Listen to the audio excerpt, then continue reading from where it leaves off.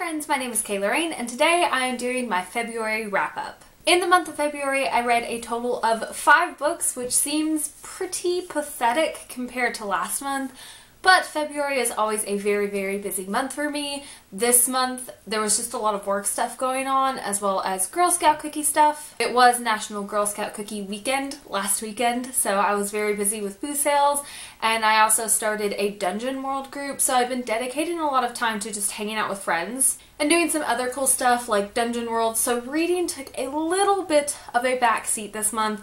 But I'm definitely going to have a little bit more time open up in March to read just a little bit more, and I'm very excited to get back into more reading because I do enjoy reading so much. Before I get into the wrap-up, I did want to go ahead and do a shout out of some booktubers that I am really, really loving this month. So first of all, I want to start off with Denise Marie. I have fallen in love with her channel. It is so amazing. She is not like a brand spanking new booktuber, but she's like newer. I highly recommend checking her out. She's so fun. I really love the recent video that she did, which is buy, borrow, and bye-bye. I think that is the name of it. I probably just butchered that entirely, but the video was so good. It was such a great concept, and I'm really looking forward to seeing more videos like that. She's been putting out some really great content, and I highly recommend checking her out. I also recommend checking out Maggie because she did the awesome book madness that is going on this month, and that was such an awesome, wonderful, unique concept, and I love her channel. She is such a sweet person and is just so brilliant at putting this together.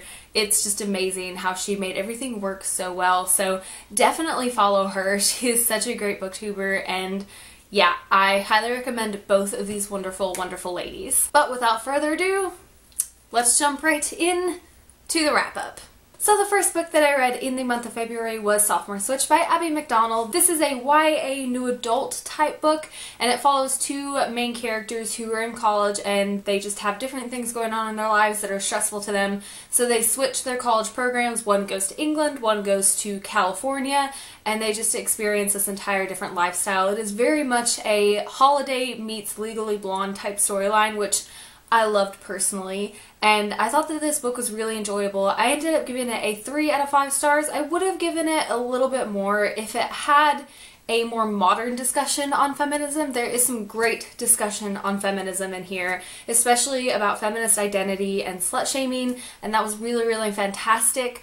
But this book was published, I think, in 2010, so I am very judgy when books like this that talk about feminism don't talk about intersectional feminism, because it's important to talk about how sexuality, gender, and race and culture and ethnicity all come into play when it comes to feminism, because it is 2016 and that is a relevant thing that we need to be discussing now with feminism. So I am a little bit judgy when books don't include that and they talk about being awesome feminist books. So that's really the only reason this didn't get quite a 4 out of 5 stars, but it was very, very enjoyable. The next book that I picked up was A Great and Terrible Beauty by Libba Bray. This is a YA historical fiction with a paranormal aspect, so it pretty much checks all of my buzzwords that I love about books off all in one little sentence.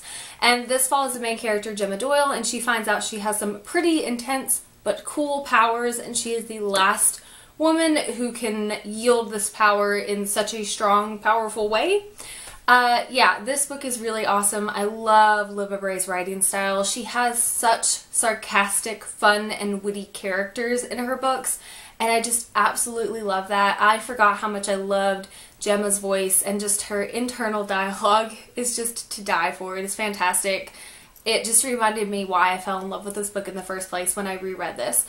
I was supposed to read the entire trilogy this month with Allie from The Little Librarian, but that didn't work out. But I did get to the first book, and I ended up giving this a 5 out of 5 stars, and I will be moving on through the rest of the trilogy probably this month, maybe the next couple months, because that last book is a real chunker. I think it's over 800 pages, so it doesn't mess around. Next, I picked up The Hunger Games by Suzanne Collins, and this probably doesn't need any type of introduction or explanation, so I'm not even gonna go there. I do plan on doing a full video talking about my reread experience of this trilogy sometime this coming month, because I am moving on to the last book. But I loved this. This was my first time rereading this book. And it's something that I've been putting off because this book caused me so much anxiety the first time that I read it. This entire trilogy caused me a lot of anxiety and heartache, and I was just so afraid to pick it up again, but I'm so glad that I did. I'm noticing so much foreshadowing as I'm rereading this trilogy, and it's really, really fantastic. And this first book in particular just really showed me how fantastic of a writer Suzanne Collins is, because she plotted everything so well. Things that I didn't necessarily pick up on my first reread when I read this a long time ago were just really fantastic to go over again. And this book just really, really grabbed me by the heart and just dragged me along, and it was fantastic. I ended up giving this a 5 out of 5 stars, which I've given quite, like, this is just the year of 5-star books for me. I'm either really generous with my ratings this year, or these books are just so freaking fantastic. I don't know. I don't know. Next, I picked up The Selection by Keira. I don't know why I picked this up, because I have been avoiding this series for so long because the concept just seemed so silly to me, because the way it's pitched is The Hunger Games meets The Bachelor. It's like this competition where these girls go to a castle and compete for the prince's affection and eventually the crown, and that entire idea just really turned me off because I felt like that was such a silly idea, and that is very apparent in this book. That's everywhere in the book. But there was so much more to the book that I wasn't expecting. There's this entire dystopian world that's being built up. It was built up in kind of a clunky way. I wasn't a big fan of how the world building was presented, but I was very much intrigued in the world that was being built around the main character, and I am very interested to see how that plays into the rest of the series. I think that's going to be a really interesting plot point, and I really enjoyed this book. I recognize that some of the things in it are problematic, and that the writing style isn't top-notch, and the world building was clunky, but there was just something about the two main characters, Maxon and America, their chemistry together. I just love that so much. And at the time, it's just really what I needed. This was entirely like an impulse read. I was just sitting in my living room one night and was like, I want to read The Selection. So I got it on Kindle, and then I read it and had finished it in less than 24 hours because I just loved it and tore through it.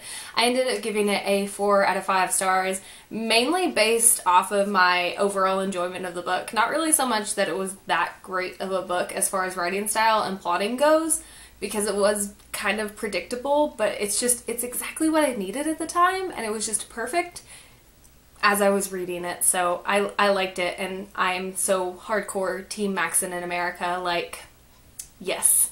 I love them, and I hope they end up together. I honestly don't know, because I have avoided anything about the series, so I have no clue what's going to happen, which I guess is a plus side to me avoiding it. Yep, saved myself from some spoilers. And finally, I picked up Far, Far Away by Tom McNeal. And I say finally as if I just picked this up last minute at the end of the month and then read through it. No, I picked this up towards the beginning of the month, and it just took me that long to read it. And by no means was that a bad thing. I really, really enjoyed this book. This is a modern day fairy tale-esque story. It is narrated by a ghost named Jacob Grimm, who, yes, is one of the Grimm brothers. So, you know, you do get that fairy tale-esque feel because it's narrated by one of the original fairy tale storytellers. And it follows Jacob as he's kind of trying to guard this one boy, Jeremy Johnson, from some terrible event from happening. And he feels like that is his duty in the afterlife, and it's what he needs to do so he can move on to what comes after this in-between. So I guess he's not quite in the afterlife yet. He's in between, and he wants to move on to the afterlife to be with his brother and all of the loved ones from when he was alive. So he is protecting this boy from something bad that's about to happen, but he keeps seeing everything kind of unfold and kind of work its way up to this bad event. And it does it in this very fairy tale-esque way, and I don't want to say too much about this because I don't want to ruin it, but I really, really enjoyed this story. It was very unique to me, and it could just be that I don't read a lot of fairy tale retellings, that this book was unique. but I just really loved it. I felt like the writing style was really beautiful. It was very descriptive, and I felt like the author really took his time in picking out the words that he was going to use and just making sure that they flowed really perfectly with the sentence and just the picture that it painted in the reader's mind. And I really, really enjoyed it. I ended up giving it a 4 out of 5 stars, and I feel like if you were looking for a modern day fairy tale that isn't really a retelling but has kind of that fairy tale-esque feel, this one, please check it out. It was really, really good. Okay, that has been it for my February wrap-up. I know it was a little bit small, but like I said, I had some difficulties balancing my reading with the rest of my life. So I don't think 5 books is too shabby. I think I'm only 1 or 2 books behind on my overall reading goal, but I'm not going to stress about it because if I don't meet my reading goal, that's not really a big deal to me, because the important thing is that I'm reading good books and that I'm enjoying them and that they were enriching my life somehow with awesomeness and fairy tales and cool female friendships and feminism, because those are the things that I love in books, if you can't tell by the books that I read. But that's it for today's video, so as always guys, thank you so much for watching. Stay weird.